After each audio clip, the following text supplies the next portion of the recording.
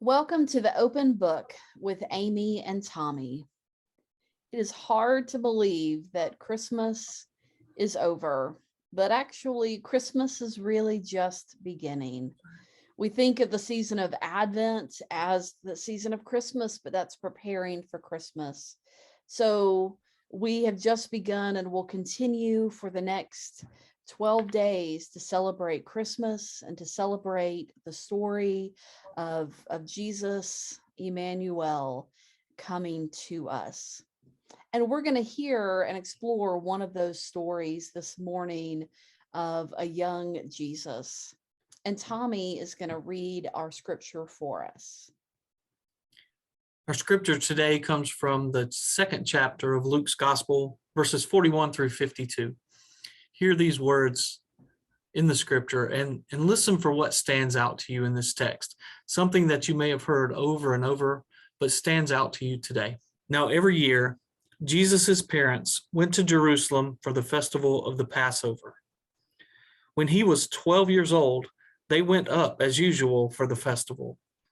When the festival was ended and they started to return, the boy Jesus stayed behind in Jerusalem, but his parents did not know it.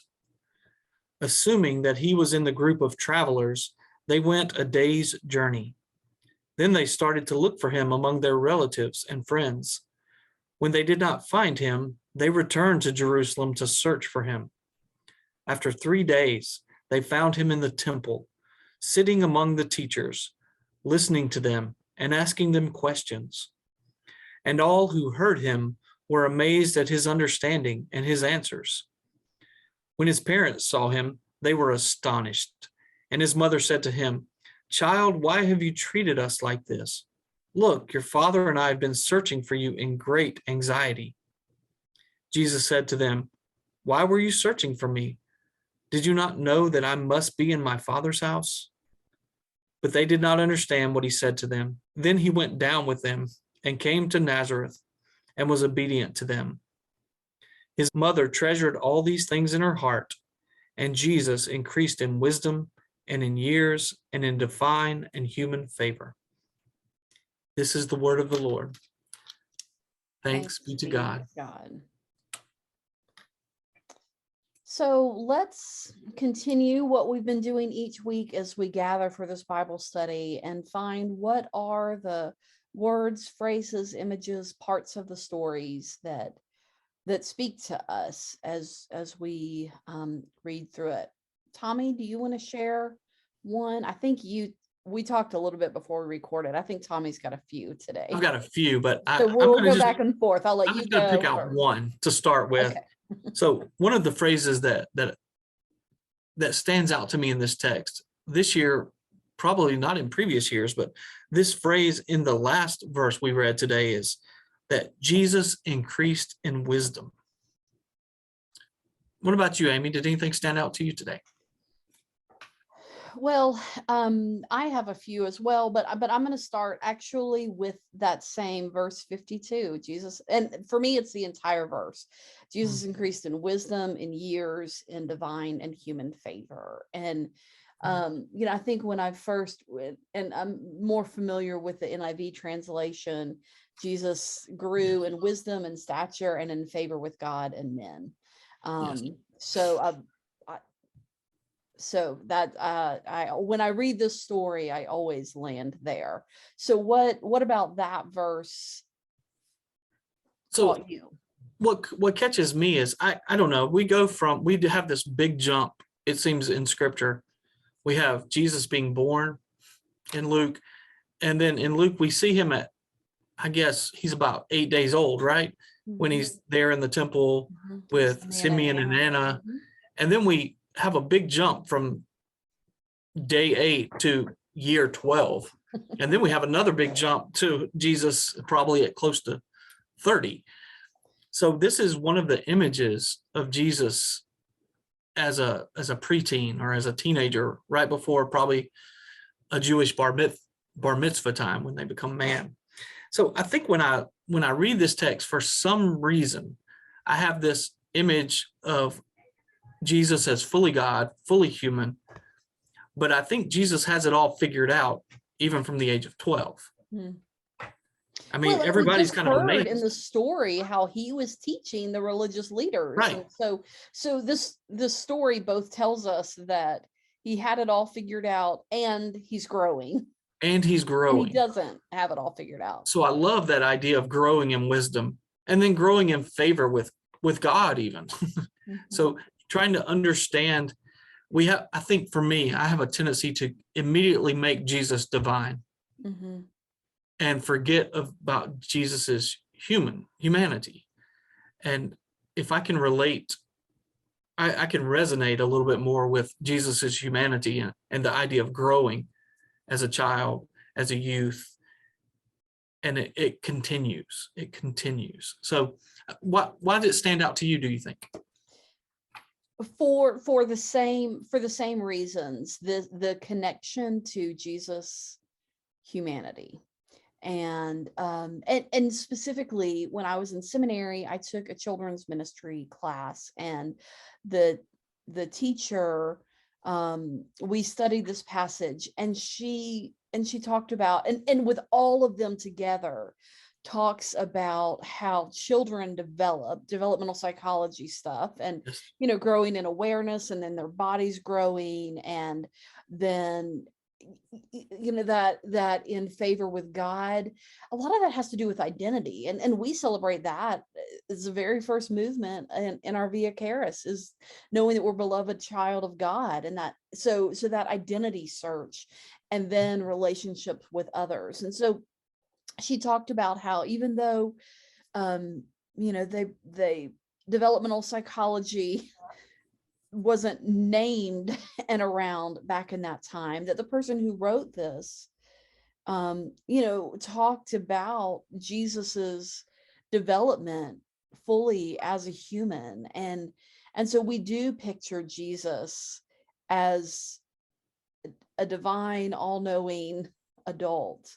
And so to come back to see and celebrate the humanity of Jesus as someone who grew and had to learn, and the wonder of the one who knows everything, and who had to learn how to walk, and who had to learn how to talk, and had to learn um, how to do all the things just like our children do, and just like we did. And so really this is one passage that I always think so much of the humanity of Jesus. And so it's a great passage for me, for us to study today, as we've been pointing toward and looking toward the humanity of Jesus through the Advent season. And I think with that humanity that we can tend to overlook, I think comes, I don't know what the word is, but I'm going to just use the word relationship. So there's a sense that Jesus is affected by Mhm. those around him, Yes. and that Jesus affects those around him. It's very relational as Yeah. we grow. We don't just grow by ourselves in different places. Yes. It takes parents, it takes leaders, it takes friends to help form us into all God is calling us to be. Mhm. And so we've been talking about Mary, and how Mary maybe helped form Jesus into the person that Jesus is becoming. Mhm. Joseph, we don't talk about him much, but I'm sure there were some things that he helped Jesus know and become by Like his a acts of carpenter. faith. Yeah. And even, and skills. Yeah, Yeah. all of those Yeah. things too. And I think too, with that, earlier in this passage, when we see them traveling, um a lot of people, when they read this, are really bothered by, how did they not know he was there? He was not with Right. them. But this really plants Jesus as a part of a community, and that he was, because I think I also tend to, we separate Jesus, because Jesus is different and unique human and person. And so we separate and hold Jesus in a different place. And this is no, he was a part of, and not just Mary and Joseph, but this whole community, and they did life together, including this trip. And so just thinking about Jesus in relationship, and so being formed by Mary and Joseph, but also being formed by this community and this family and these people who helped raise him, and how that informed him. We live in an individualistic society, and we think, I'm going to say something. This is a confession Mhm. that doesn't make me happy, but we did it. When we left church on Sunday, there are 5 in my family, and we went to 4 cars. We had 4 cars at church Sunday because each of us came in different time frames and did our own things because we had different responsibilities. But here, they're not just piling into a car, even going to Jerusalem. They're bringing the community together. They're walking alongside one another. And their assumption is that Jesus is hanging out with his cousins, that he's playing with his friends in the back of the line. It takes a whole day's journey before everybody just kind of gathers back together and makes sure everybody's where they need to be. And I think that's a beautiful image of walking together. Mhm. To this thing, one of my phrases too that I really like is, now every year, I'm gonna say that first, his parents went to Jerusalem for the festival of Passover. Mhm. So every year they're being faithful to this Passover festival. It's a pilgrimage for them. And honestly, I do think this line probably foreshadows Jesus's death later Sure. on the heels of Passover. But I pulled up the Luke 4 a little bit later. When it's talking about Jesus, it says, when he came to Nazareth, where he had been brought up, where he was raised, he went to the synagogue on the Sabbath day, as was his custom. Mm-hmm. And I love that idea, to think that Mary and Joseph were faithful to their tradition, Mm-hmm. to what it meant to follow God, and they raised Jesus to have the custom of going to the synagogue each week, Mm-hmm. and each year doing a pilgrimage, Mm-hmm. to let him know how powerful the salvation history of God is, to Yeah. form him into that. And obviously he knows this in some Right. ways, but they help him kind of realize his calling. Mm-hmm. Yes, And as they human. show us, as parents and as faithful followers, that showing up and doing life with the faith community and observing these regular practices of going to the synagogue and going to Jerusalem and celebrating the festivals, that's a part of their identity and their life together. And that's a part of that's a priority that we've made, and something that we hold up for our church and for our families and for every member, that it matters that you worship weekly with us, that you gather and you're a part of Bible study with the community. And if you are in the phase of life where you are raising children, that you help not just bring them, but you participate with them by doing that yourself and modeling that. There's a So consistency there that needs to happen, yeah, so yeah, that and that, kids know yes, that this is important. yes. And even if Jesus needed it as a child, how Yeah. much do we need it? So yeah, that it really does, matter.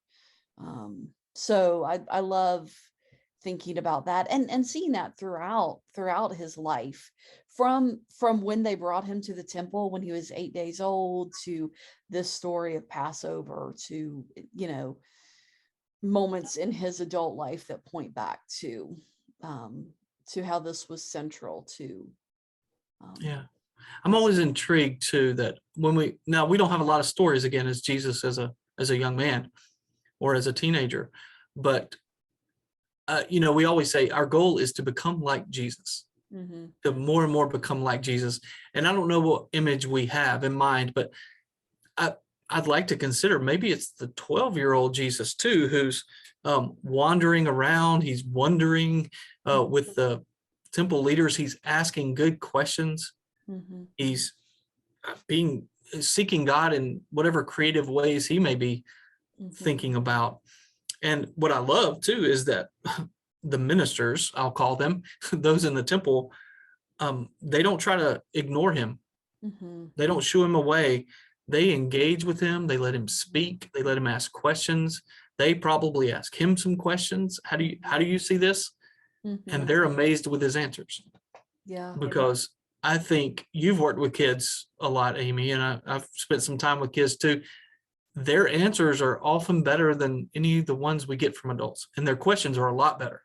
They think so deeply, and they are more willing to share. We've had multiple times just this fall in Bible studies, as we've been exploring scripture, that we've had different children say, well, I don't know about that. I don't know if I believe that. And we spent some time unpacking it, Yeah. from just a few weeks ago, as we were reading about Mary and Elizabeth, and there was, well, Mary finding out she was going to have Jesus, and the line, nothing is impossible with God. And there was a child who said, well, I don't know if that's true, because then why are we still dealing with COVID? And so not only are they able to take and think about that story, they're able to take these ideas from scripture and bring them to their own lives and wrestle with them and articulate them in really powerful ways. So if you want to think deeply about scripture and God and faith, come and spend some time with our children. They will say things that are so deep and profound and beautiful and challenging, and true and wonderful. It is a great gift to hear a 12-year-old share his or her faith. Yeah, I think that the wondering concepts that kids are taught here at our church is beautiful, because I find with adults, when I'm teaching adults, they're often interested in the information, making sure everything fits right. Mhm. Like, maybe this is what he's saying here, making sure that fits. So when they leave, they just have more knowledge. Right. But kids, it does feel like it's not separate from who they are. This Mhm. story actually is something that matters to them now, A- and they And can I'll connect. and I'll say this, and I'll say it with no criticism and no judgment. So don't hear that, because I am a very literal thinker as well, and Mhm. collecting the information and having the facts. But I also know a part of that is a product of how I was taught when I was a child, which is why sharing these wondering questions is a real priority to me. And so when we read the story about the boy who shared the fish and the bread, rather than asking the question, how many loaves of bread, how many fish, or what types of food did he share? I'll ask the children, I wonder why the boy decided to share his lunch. Mhm. What an interesting conversation. And when we ask questions like how many fish and how many loaves, we're teaching there's right and wrong answers to scripture. When we ask wondering questions, we are teaching and identifying and inviting people into the story. And we're teaching that this is something that we're supposed to engage and let speak into our lives. And it is such a gift. And so and I say all that with great love for all of the people in my family and churches I went to who taught me really well. But these wondering questions are such a gift, um, to be able to teach and help and encourage our children to engage faith and to help me as an adult. And so I encourage you too, as you read scripture, to take a look at and think about, well, I wonder why this person felt this. I wonder why they said that. Wonder what Mary and Joseph were thinking when they finally found Jesus. What were they feeling? Yes. Yeah. Yeah. Relief, And what's fear. beautiful with that, when we ask kids questions like that, we'll have somebody say, I bet they were really mad. And we'll have somebody say, I bet they were really relieved, which are two different feelings. And they probably felt a little bit of both.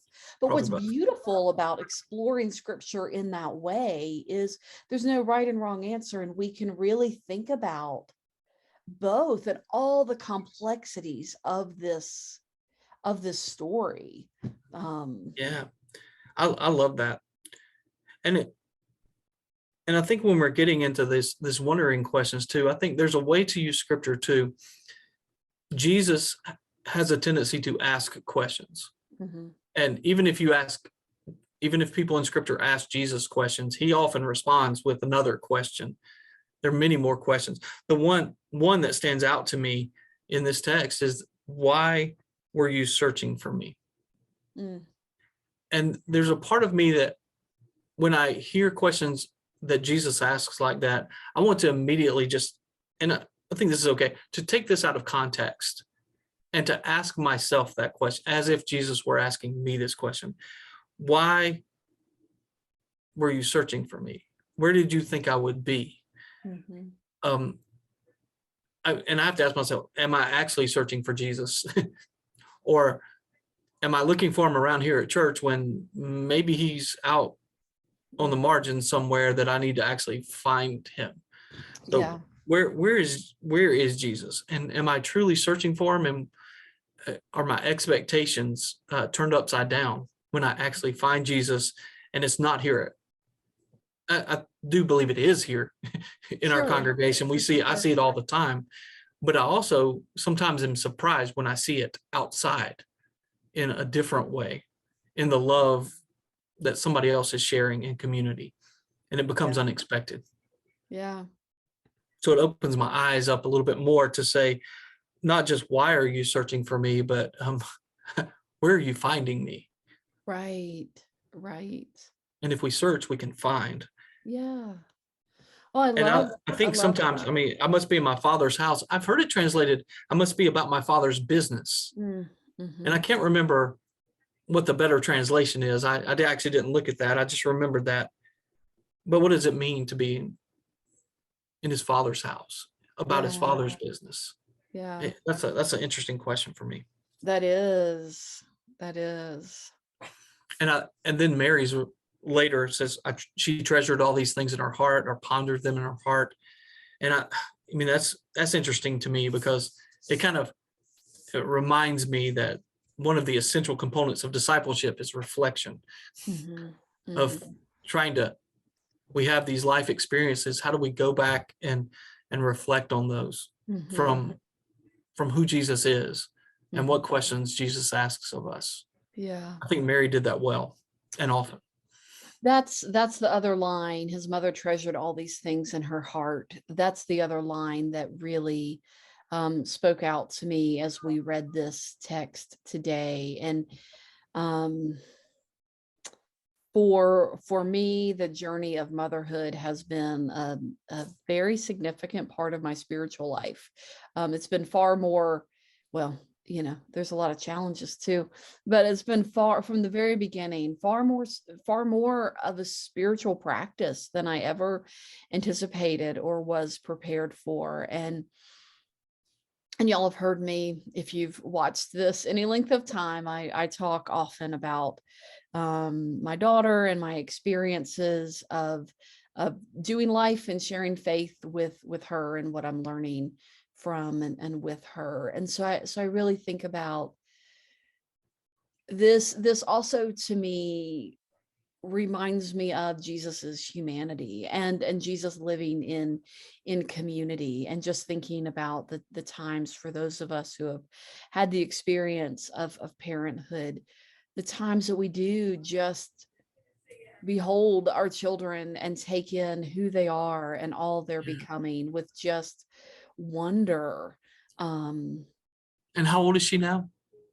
she's 13? 13. Mhm. 13. So Mhm. a little bit older than Jesus Yeah. is in the story, but not Yeah. much. Yeah, not much. And So just you have a kind of understanding of the Yeah. language of children Yeah. of that age. Sure. And then just seeing, and especially there's something about this age, 12 and 13, that they're really developing their identity. They're a lot less dependent, a lot more independent, really becoming, um at this age you're beginning to get a glimpse of who they will become.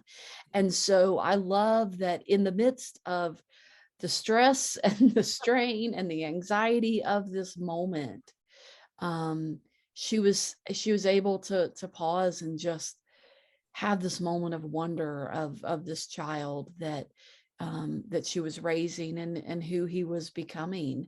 Um, I think so. I'm assuming that Luke somehow had these stories of Mary. Maybe he mhm, knew Mary yeah. at some point in her life and knew these stories because this feels like it's from a mother's perspective. And obviously, we have all these stories that feel like these are stories mothers would tell.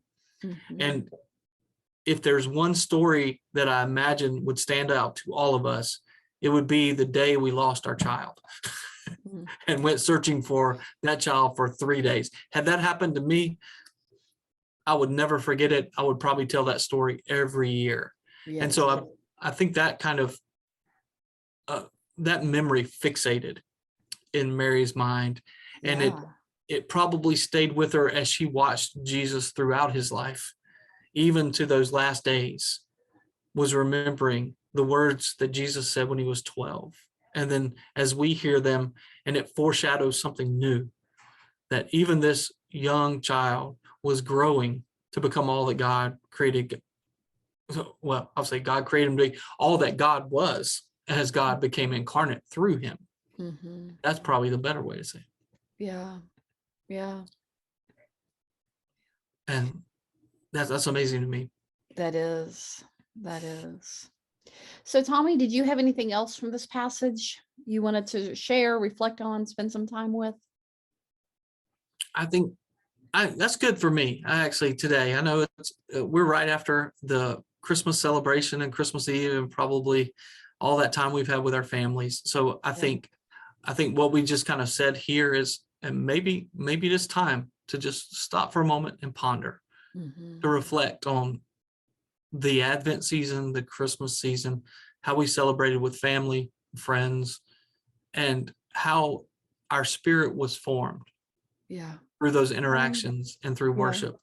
Yeah. And then as we move into a new year, because next week will be January the 2nd that we do this, as we move into a new year, I'm a New Year's resolution guy. So, Mhm. but I always want to think about um, that as a way of life, a way of grace, a via Mhm. charis, A fresh start. a fresh start. Always we can begin again. Hmm. And so thinking about not just losing weight or reading more books or whatever, but how can I create opportunities to Hmm. reflect Yeah. so that I can grow in wisdom and in favor with Yeah. God and others. And what are those things I need to put in place to help me do that? And how can I be consistent in those? That's kind of what I'm learning from this story. Yeah. And hopefully I'm going to be able to apply going into a new year. Yeah. And I think that matters. What are I have done similar things with the resolutions is rather than goals that create judgment or Mhm. that Right. point out deficits. I really think about practices and priorities that help center my life on the things that really matter. And so as we go into this week and we have, a few more days, and this week is typically a pretty slow week for most of us. So as we enter this week, I would challenge you to think about what are some practices and priorities you want to center your life on, this year, that are um, and a couple that are realistic things that you can do that are life-giving. So many times I'm going to do, and they're so unrealistic. And especially right now, we are so exhausted and we are so worn out from the last 2 years. And it is really hard to believe that in just 2 months, it's going to be, well, 3 months, it's going to be 2 years that we have been enduring this pandemic. I mean, that's such a long time. We are weary. And so what are ways you can care for yourself as we continue to endure this season of our lives together? It's good. It's good. Well, then do you have anything else? I don't have anything else. That's great. Okay. Sounds good. Maybe this. I want to thank everybody for joining us on these weekly Bible studies. We've been doing this for a long time now, and I know Amy and I enjoy having this conversation, and I know a lot of people are watching it from time to time. So we are grateful that you actually take time out to listen to this, to read and study scripture together with us, and to let us know. So thank you. We really are. We're so, when we tried this out, Tommy had been doing one on his own for a long time. And then last summer, we decided to do it together. I'm grateful for doing it together. Me too. And seeing where it would go, and your response and your participation in this weekly gathering really, really has been just a great joy and delight. So thank you, and blessings to you as you prepare for this new year.